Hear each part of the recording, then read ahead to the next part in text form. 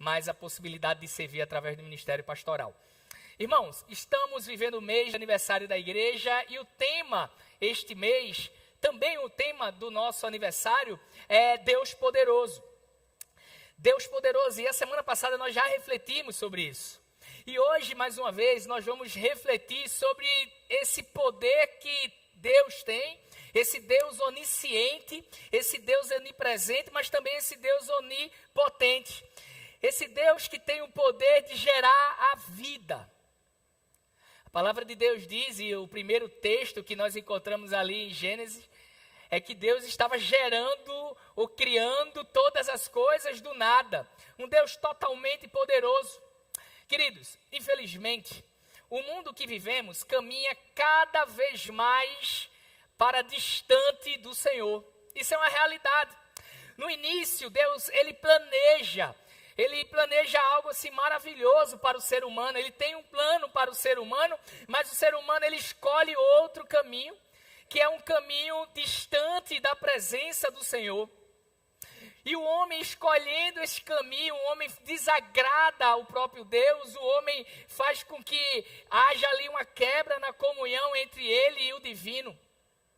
O caminho que o homem escolhe leva ele para distante, muito distante do Senhor. E Deus, aquele que gera a vida, Deus, aquele que sustenta a vida, agora tem um homem cada vez mais distante dele, fazendo a vontade dele, colocando ele mesmo como o centro da sua vontade. Quando o homem decide desobedecer a Deus e tomar um caminho de erro, um caminho de pecado, isso traz algumas consequências. Traz a consequência primeira da solidão. A palavra de Deus diz que o próprio Deus descia ao Éden no final do dia para caminhar com a criação. E a partir do momento que o homem se contamina com o pecado, com o que desagrada a Deus, há uma barreira, porque Deus ele não pode caminhar com o pecado, e aí o homem experimenta a solidão. E perceba algo interessante. O homem ele estava no paraíso. Ele tinha tudo. Ele tinha inclusive uma companheira, mas mesmo assim houve uma grande solidão no coração do homem, porque dentro do coração do homem existe um vazio que só pode ser preenchido pelo próprio Deus. E aí esse homem passa a experimentar a solidão, mesmo tendo tudo. Quantos de nós não nos sentimos sozinhos em meio a uma grande multidão? Ou com a nossa geladeira cheia, ou com a nossa conta bancária repleta ali de dinheiro, mas nos sentimos sozinhos. Com a solidão, aquele homem passa a viver a escuridão. A escuridão aqui no sentido das trevas. As trevas tomam conta agora da vida daquele homem. Aquele homem agora tem que se esforçar demais para se sustentar. Aquele homem agora vai sofrer coisas que ele nem imaginava que existia. Ele passou agora a sofrer por conta do pecado, por conta da solidão que gerou as trevas, e ele agora estava andando em trevas, em escuridão. Com as trevas, aqueles sentimentos ruins começam a surgir. E entre esses sentimentos ruins que surge a ira, por exemplo. E esse sentimento de ira por conta das trevas que o homem anda, por conta da solidão que ele estava, começam a existir ali dentro do ser humano batalhas. O homem começa a viver em constante conflito com ele mesmo. E essas batalhas saem de dentro do homem e passam a ser batalhas externas também. As batalhas externas que trouxe por fim a questão da morte. E aí a gente observa ali no começo do livro de Gênesis, o primeiro homicídio. Porque o homem agora estava longe do Senhor, estava nas trevas, estava andando sozinho. Isso foi no passado, isso é no presente, e deixa eu falar para vocês, isto também acontecerá no futuro. A palavra de Deus, ela diz claramente que as coisas não vão melhorar. A palavra de Deus diz claramente, e aí é interessante o povo de Deus, porque há mais ou menos 2 meses, me dá um pouco mais de retorno. Há mais ou menos 2 meses, eu trouxe aqui um tema que envolvia Apocalipse. E eu lembro que quando eu anunciei, a igreja vibrou. Porque o livro de Apocalipse é um livro que nos atrai muito, a gente gosta. Só que, infelizmente, é um livro pouquíssimo lido. Porque se nós fôssemos nos aprofundar realmente no livro de Apocalipse, a gente teria provas suficientes bíblicas de que as coisas daqui para frente só há de piorar. Eu trouxe aqui algumas fotos, vai estar passando algumas fotos, do que mostra claramente o fim dos tempos. Guerras, fome, abandono, destruição, perseguição aos crentes. Tudo isso está relatado em Apocalipse. É a realidade aí, irmãos, sendo condenados à morte num país islâmico.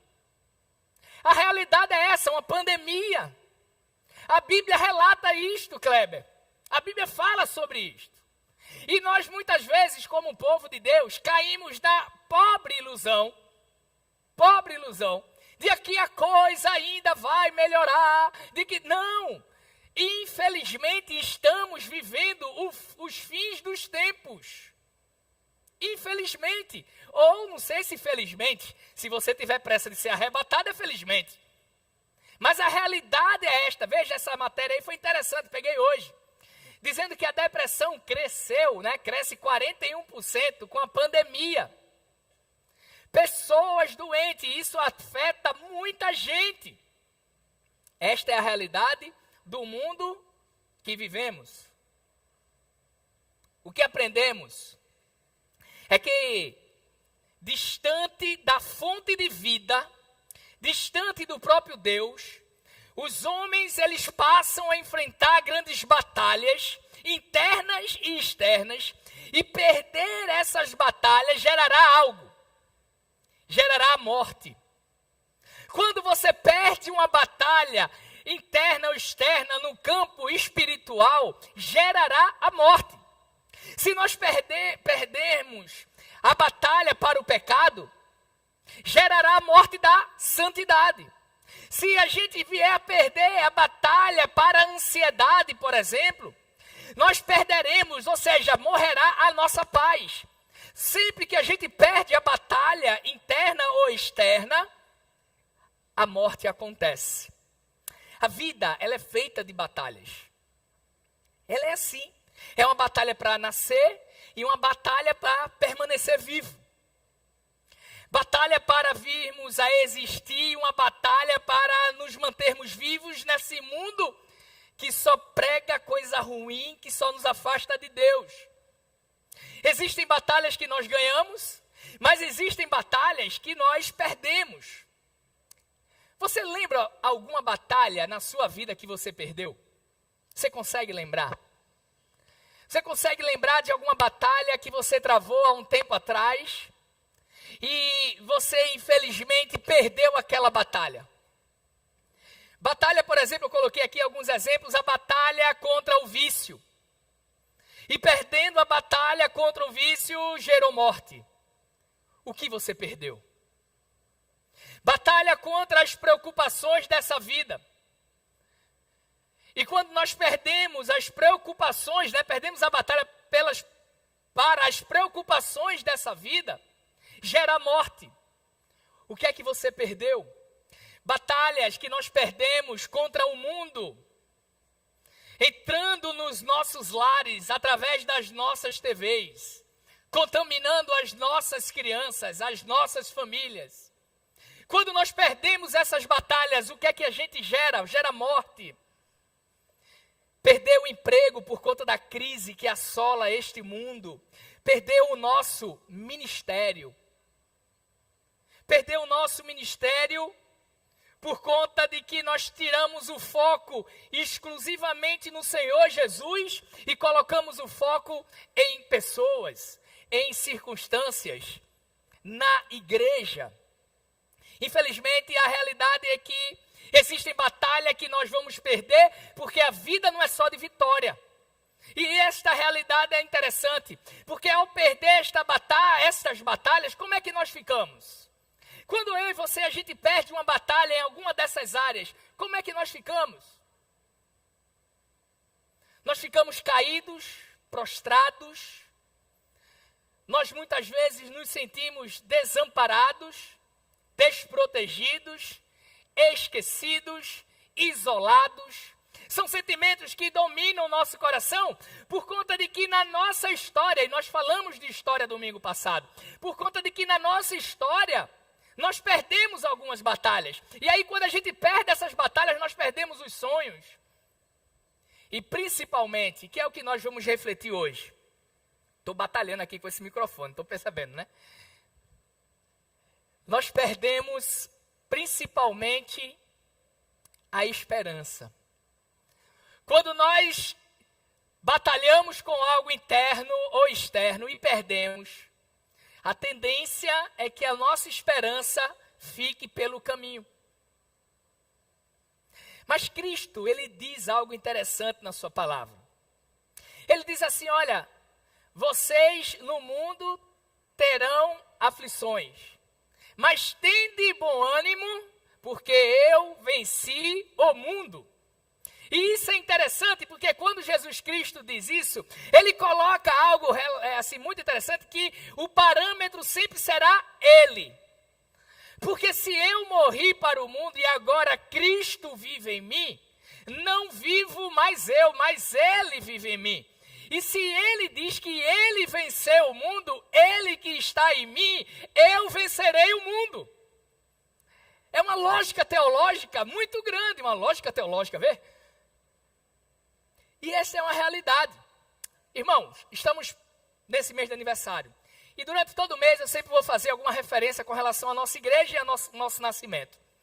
Quando nós iniciamos a plantação desta igreja, e ficamos felizes demais, a casa aqui cheia domingo passado, ontem aqui, muita gente chegando nessa nova família, nós demos uma palavra com relação a isso. Mas quando nós começamos a plantação desta igreja, quem está conosco desde o início, pode perceber claramente de que a igreja estava nascendo neste lugar, mas não apenas para este lugar, mas a igreja estava nascendo neste lugar e que este lugar seria um lugar de restauração. Um lugar de restauração, mas também podemos dizer que um lugar de reavivamento. Ou como Elias sempre fala e tem orado durante muitos anos, como ele falou aqui, um lugar onde o avivamento do Espírito Santo estaria acontecendo. E o que é o avivamento?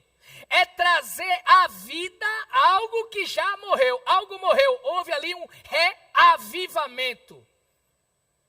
Na questão espiritual, e é bom falar isso, este reavivamento tem a ver muitas vezes com a perda do primeiro amor. Deixa eu falar aqui uma coisa para vocês. Eu estou lutando com esse negócio de perca e perda. Para mim era tudo a mesma coisa. Eu aprendi que não. Aí Jaime já está rindo da minha cara ali. Mas a perda do primeiro amor. Então quando a gente perde o primeiro amor, aquela chama do Espírito Santo apaga-se. E aí há um avivamento do Espírito Santo no meio da igreja.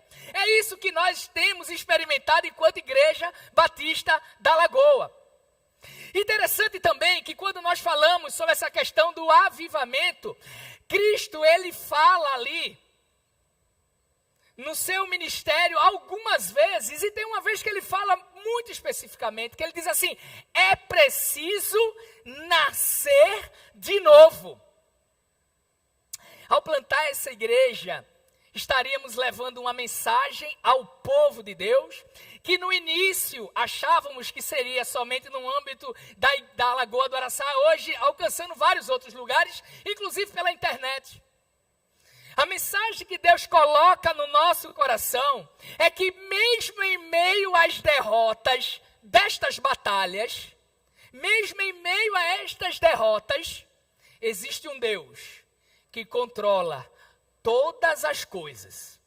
Tem um Deus que ele é onisciente, que ele sabe de tudo, nós vamos falar daqui a pouco. Um Deus que estará presente nas nossas batalhas, que não nos abandonará, que nos fortalecerá. Um Deus que mesmo quando eu e você nós perdemos, Ele diz, eu estarei com você e amanhã existe um dia. Por quê?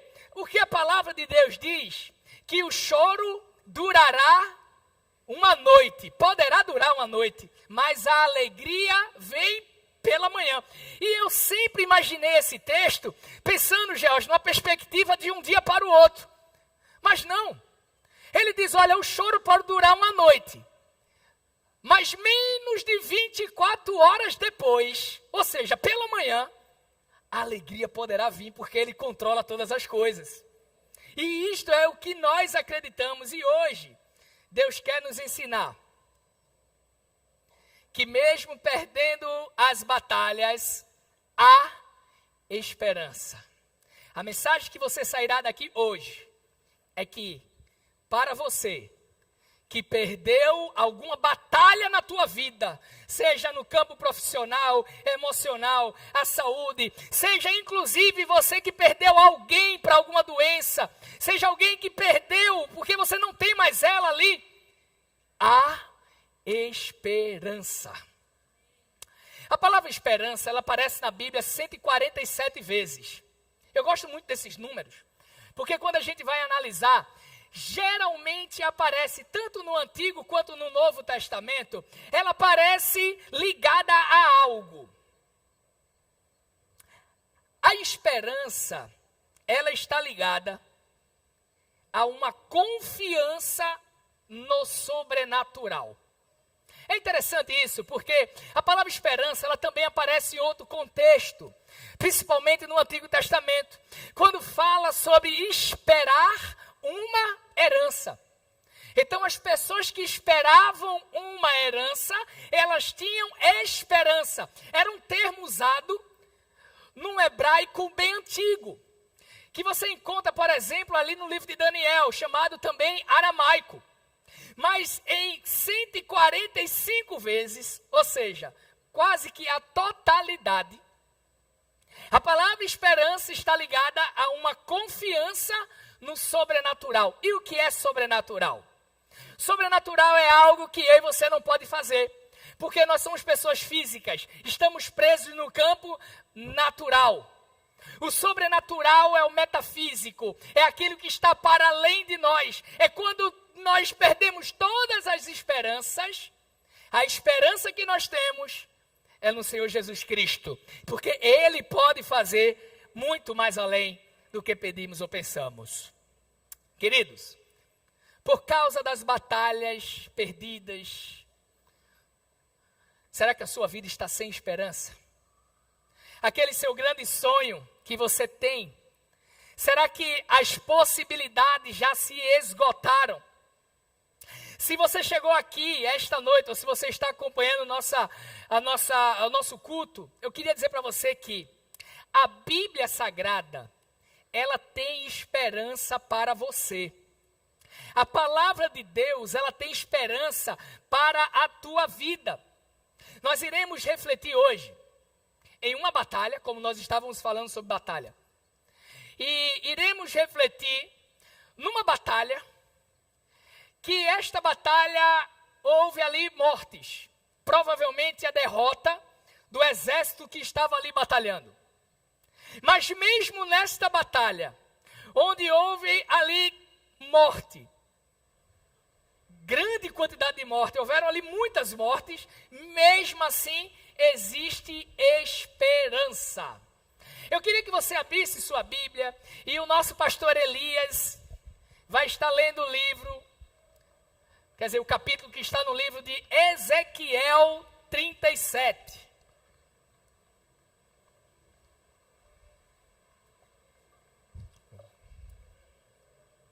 Ezequiel 37, a partir do versículo 1 até o versículo 14. Ezequiel 37, 1. Pastor. A mão do Senhor estava sobre mim, por seu espírito ele me levou a um vale cheio de ossos. Ele me levou de um lado para o outro, pude ver que era enorme o número de ossos no vale, e que os ossos estavam muito secos. Ele me perguntou: filho do homem, esses ossos poderão tornar a viver? Eu respondi: ó soberano Senhor, tu o sabes. Então ele me disse: profetize a esses ossos e diga-lhes: ossos secos, ouçam a palavra do Senhor. Assim diz o soberano Senhor a estes ossos: farei um espírito entrar em vocês e vocês terão vida. Porei tendões em vocês e farei aparecer carne sobre vocês e os cobrirei com pele. Porei um espírito em vocês e vocês terão vida. Então vocês saberão que eu sou o Senhor. E eu profetizei conforme a ordem recebida.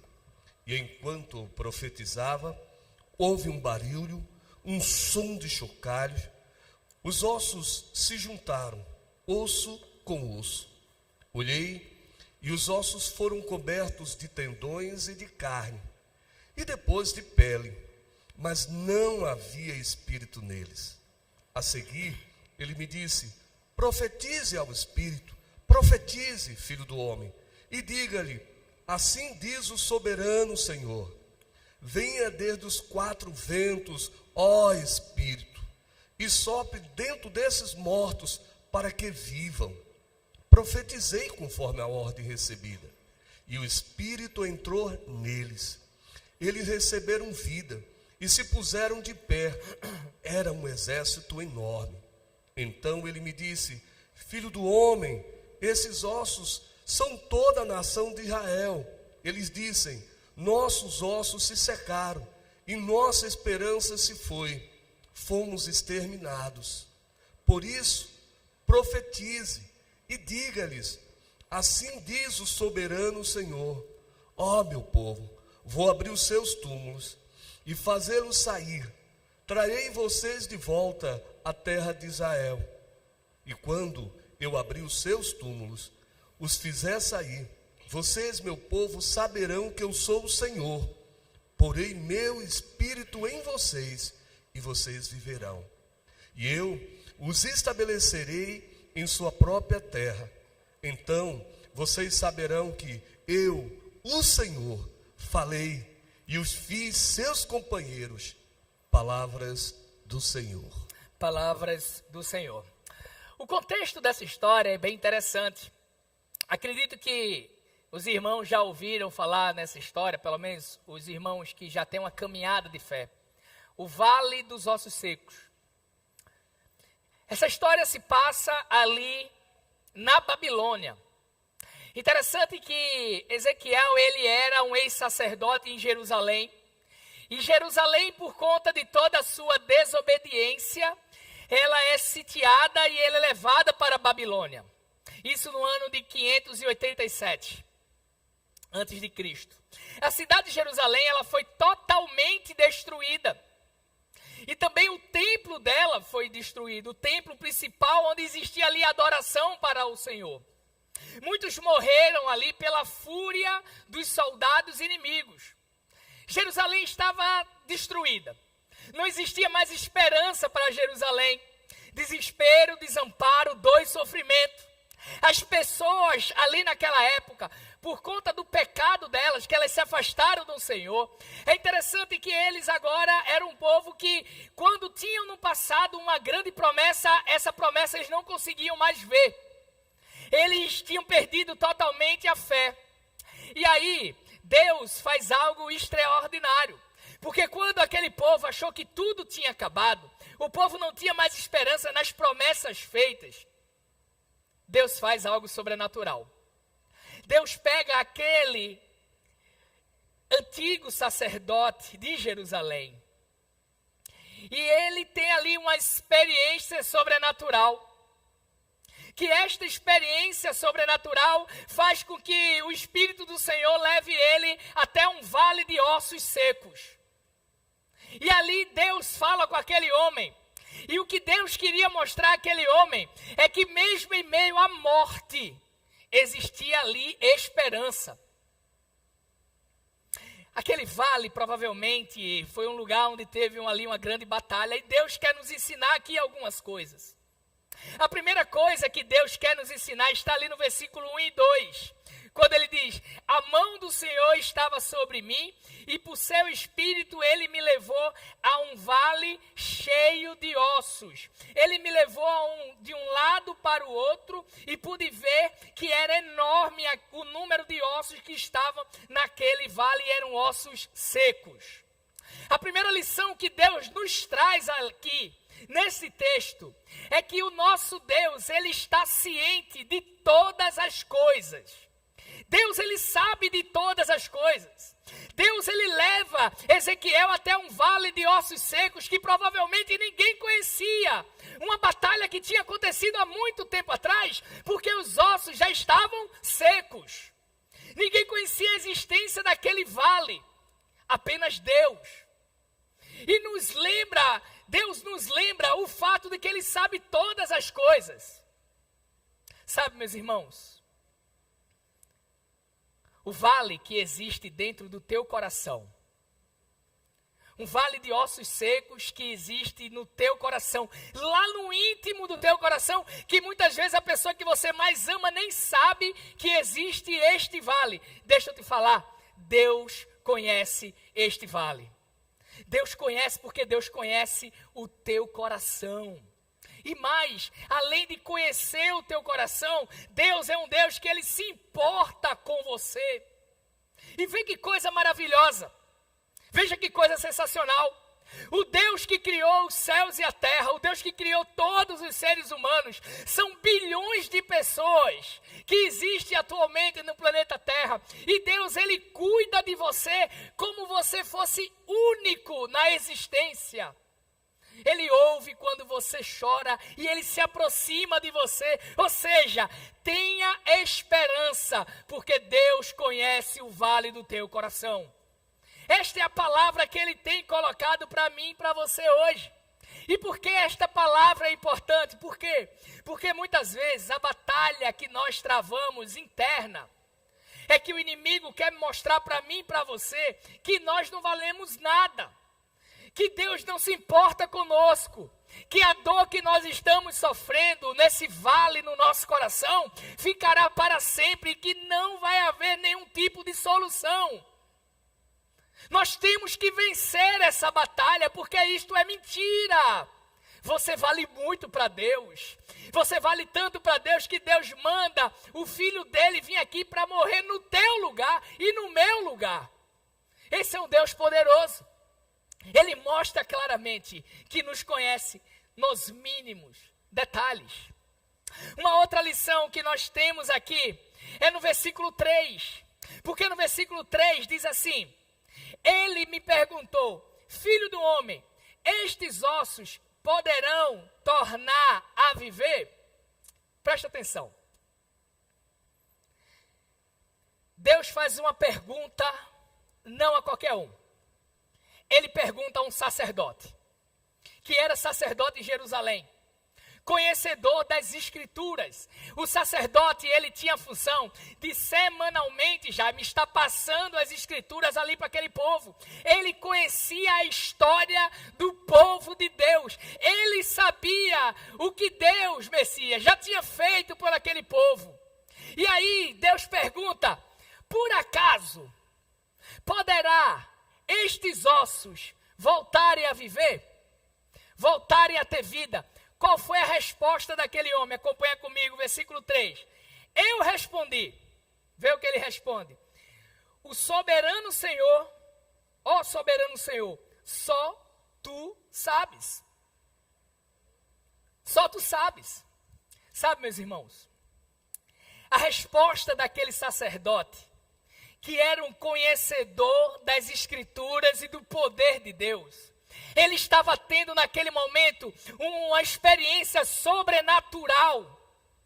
E mesmo quando ele foi interrogado com relação a se Deus poderia fazer, se Deus era poderoso para fazer viver aqueles ossos, a resposta dele foi muito tímida. Ele ficou muito cauteloso na hora de responder. Ele conhecia a história do Mar Vermelho. ele conhecia a história das pragas, ele conhecia a história da volta do povo para lá, ele conhecia a história de Daniel, de Sadraque, de Mesaque, de Abednego, ele conhecia toda essa história, e quando Deus pergunta, ele diz, só o Senhor sabe. A fé dele não estava tão firmada, ele não tinha tanta esperança, ele não tinha, mas pelo menos ele tinha mais esperança e mais fé do que os seus compatriotas. Amém. É isso aí. Ele tinha mais fé do que o povo de Israel. Porque no versículo 11 diz assim, então Deus me disse, filho do homem, estes ossos são toda a nação de Israel. Eles dizem, nossos ossos secaram e a nossa esperança desvaneceu-se, fomos exterminados. Aquele homem, por mais que deu uma resposta muito tímida, ainda tinha mais fé do que todo o povo de Israel. O que é que Deus quer nos ensinar esta noite? Deus quer nos ensinar esta noite, meus irmãos, que Ele quer trazer novamente à vida todos os teus planos. Todas as batalhas que você já perdeu, Ele quer dizer que Ele pode trazer a vida, Ele pode trazer ali um avivamento. Porém, precisa que a gente tenha fé. Porque se nós não tivermos fé, pode ter certeza que não vai acontecer. Interessante que eu peguei aqui uma pesquisa e um teólogo falando sobre essa questão da fé e a nossa batalha. Para fazer uma grande obra, o Senhor espera pela nossa demonstração de fé. A demonstração de fé nossa é entender que, por mais que vocês e eu, por mais que nós tenhamos perdido batalhas, nós não perdemos ainda a guerra. Sabe por que nós não perdemos a guerra? Eu vou te falar. Porque na história de Israel, o povo de Israel nunca perdeu uma guerra. E não vai ser a primeira vez, porque nós somos o Israel de Deus nesta geração. Mas Ele quer que nós possamos demonstrar a fé. Geralmente se diz, olha, enquanto há vida, há esperança.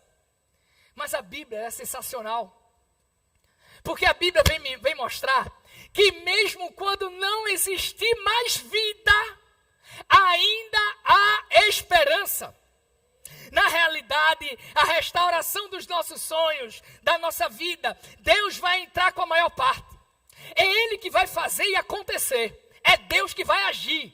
Porém, sabe o que precisa? Precisa que eu e você tenhamos o mínimo de fé.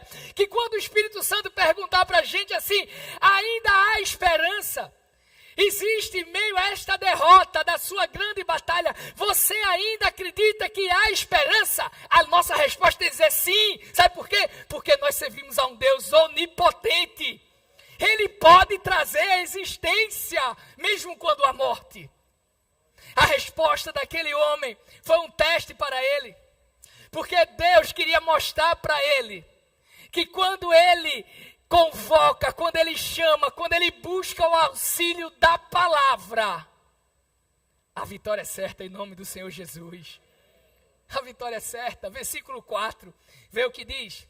Então ele me disse, profetize a estes ossos e diga-lhes, ossos secos, ouçam o quê?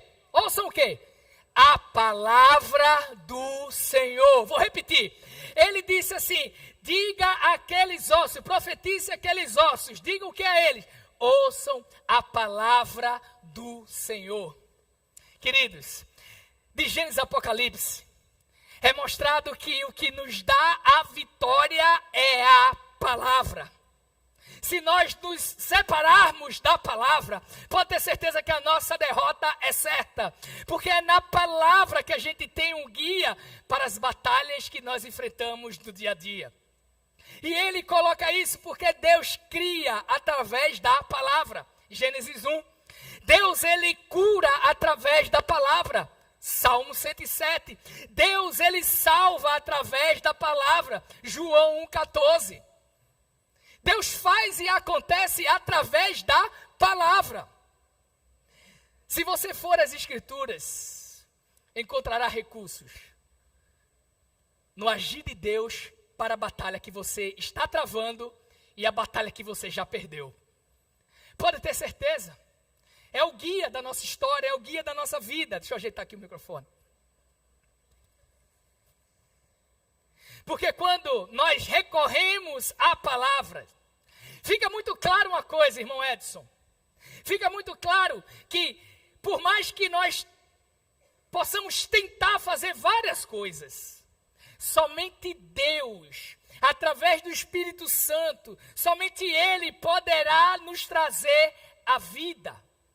No versículo 9 e 10 diz assim: a seguir, ele me disse: profetize ao Espírito, profetize, filho do homem, e diga-lhe: assim diz o soberano, o Senhor, venha desde os 4 ventos, ó Espírito, e sopre dentro destes mortos, para que vivam. Profetizei conforme a ordem recebida, e o Espírito entrou neles, e eles receberam vida, e se puseram em pé. Quando Deus tem aquela experiência com aquele homem, Deus diz claramente àquele homem assim: olha, fale aí para que esses corpos novamente possam se juntar. E aí a palavra de Deus diz que houve ali um grande mover do Espírito Santo, e os ossos começam a se ligar, tendões começam a aparecer, carne começa a surgir. E aí é interessante porque quando para ali em determinado momento, aqueles ossos não eram mais ossos, eram corpos. Mas faltava um detalhe.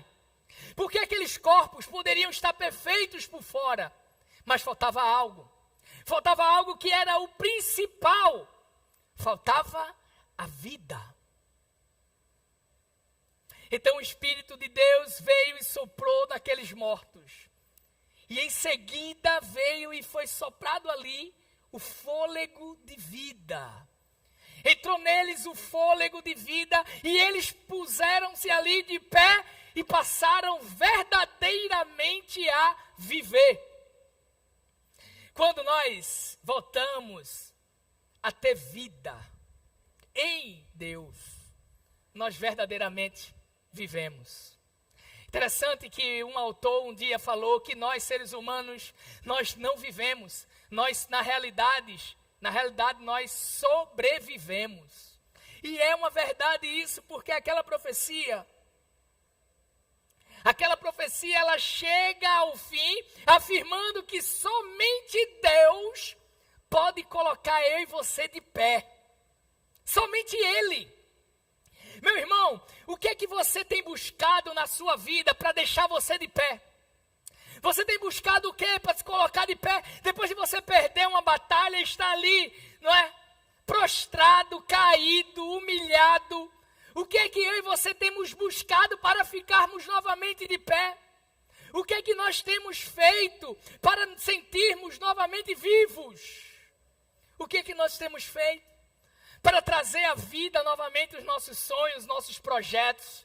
Para trazer novamente à vida o nosso ministério? O que é que nós estamos fazendo? Deixa eu falar para você, não adianta. Só Deus tem poder para nos colocar de pé. Somente Deus, Ele é capaz de pegar ossos secos, como eu e você muitas vezes nos sentimos secos, vazios, quebrados. Somente Ele tem poder para pegar esse resto de ser humano, juntar tudo e soprar o fôlego de vida e ficarmos de pé. E aí quando nós ficamos de pé, pode ter certeza que a esperança novamente ressurge no nosso coração. Eu e você, nós apanhamos muito nessa vida. Essa história me enche de esperança. Essa história, ela me enche de esperança. A esperança que Deus, mesmo em meio à morte, Ele pode trazer vida. Ele pode nos ressuscitar.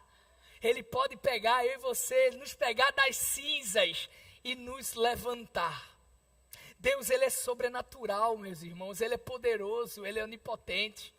Deus, Ele pode fazer coisas que a gente não imagina. E no próximo domingo, no aniversário da igreja, o tema que eu estarei trazendo, que Deus colocou no meu coração, é que Deus, Ele é poderoso para fazer infinitamente mais do que a gente pensa, do que a gente pede, do que a gente imagina.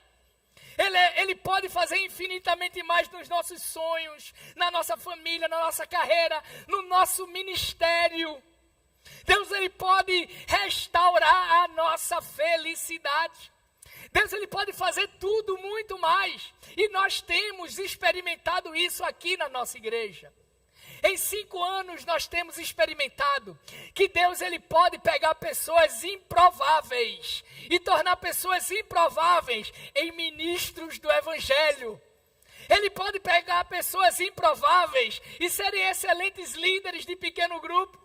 Ele pode pegar pessoas improváveis, como George, e tornar como líder do motoculto, líder do Projeto Servir. Ele pode pegar pessoas improváveis e trazer essas pessoas improváveis, a trazer elas para um movimento do Espírito de oração, onde durante mais de 4 anos nós temos orado incessantemente, através da ministra Aline, pessoa improvável. Ele pode pegar pessoas improváveis e montar ali, constituir ali um corpo diaconal belíssimo, com pessoas que servem com qualidade, com amor. Por quê? Porque Ele pode trazer a vida, mesmo quando existe morte. E é isso que Ele está fazendo. Queridos, sempre quando me perguntam sobre esperança, sempre quando me perguntam, Pastor Miguel, qual é a sua esperança? Infelizmente, para esse mundo, eu tenho pouca esperança. Como eu falei, as coisas caminham de mal a pior.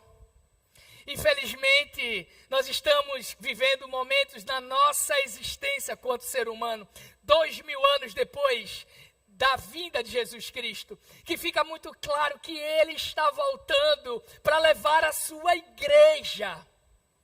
E aí eu gosto muito de um videozinho que eu assisto de vez em quando, de uma senhora falando assim: isso é muito sério. Isso é muito sério porque muitas vezes nós estamos, Messias e Natália, tão focados no eu, no meu trabalho, nos meus sonhos, na minha família, no meu carro, nas minhas propriedades, que nós esquecemos que nós não vamos levar absolutamente nada. Nada. É como Jó disse: eu vim ao mundo sem nada e voltarei sem nada. E nós estamos tão presos a essas coisas e nós passamos a valorizar as coisas e não valorizar as pessoas. Eu tenho pouca esperança para esse mundo. O que eu peço a Deus é que o resto de vida que Ele me dá, eu com 40 anos, se eu for viver mais 60 anos, chegando aos 100, é que eu possa estar pregando o Evangelho e levando para o céu o maior número possível de pessoas. Porque é isto que importa. Quando essa igreja foi aqui constituída, foi para mandar uma mensagem para o mundo de que ainda há esperança. Ainda há esperança. Eu tenho esperança, sim. Não que as coisas do mundo vão melhorar, mas eu tenho esperança, sim. Eu queria chamar o louvor. Eu tenho esperança de que a igreja viva um avivamento tão extraordinário em todo o mundo, que as perseguições ficarão ainda mais severas. Porque quando a igreja se levanta de joelho, vê que coisa, quando a igreja se levanta de joelho, a perseguição vem. Porque se nós não estivermos incomodando o mundo, alguma coisa está errado. Tem alguma coisa errada. Então a minha esperança é que surja um avivamento no meio da igreja. A minha esperança não está nas minhas forças. A minha esperança não está no meu conhecimento, no meu dinheiro. A minha esperança não está nos meus diplomas. A minha esperança não está no partido político. A minha esperança não é feita por promessas de políticos. E deixa eu falar aqui, mais uma vez, e eu vou falar até a eleição. Eu sou pastor, posso falar, né? Não é isso? Entenda. Quem é de direita vai ficar com raiva de mim, quem é de esquerda também. Nem Bolsonaro, nem Lula é a salvação da nossa nação. A salvação da nossa nação é Jesus Cristo. E se você ficar com raiva de mim, tudo bem, não tem problema, mas não é a salvação. Não é. Então vamos parar de ter olhos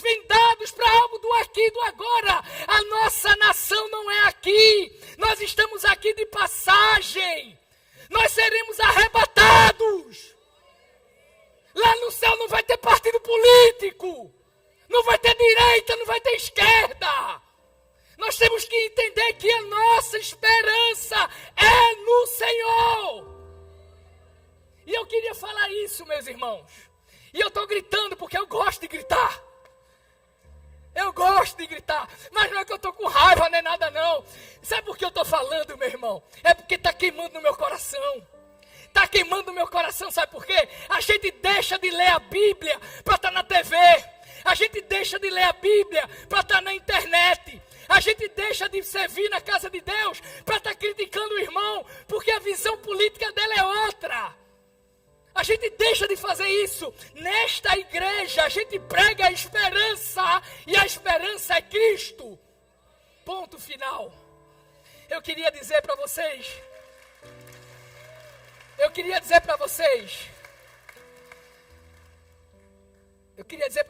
se minha garganta deixar, que eu tenho esperança, sabe em quê? Eu tenho esperança em Jesus Cristo, porque foi Ele que morreu na cruz por mim e por você. Foi Ele que se entregou, que derramou seu sangue. Foi Ele que ressuscitou. Foi Ele que subiu e está sentado à direita do Pai, intercedendo por mim e por você. E vê que coisa maravilhosa. A mesma palavra de Deus, que diz que Ele subiu e está sentado à direita de Deus, é a mesma palavra que diz que esta noite o homem de branco está passeando no meio da igreja. Eu queria pedir que a igreja se colocasse de pé. E eu queria dizer para você que a maior de todas as minhas esperanças é o que nós vamos cantar agora. A minha esperança é que haverá um dia em que a morte não mais dominará, de que a doença não mais vai nos atacar, de que a guerra não mais existirá, que a perseguição não mais existirá. Deixa eu te falar, eu tenho esperança que um dia a igreja será arrebatada, e no céu, no lugar onde nós vamos passar a eternidade, não haverá morte, não haverá choro. Nós estamos perdendo pessoas amadas. Estamos perdendo pais, estamos perdendo mães. Tu vai cantar, Kézia. Nós estamos perdendo filhos. Mas haverá um dia, irmãos, onde nós venceremos a morte, porque Cristo venceu. E eu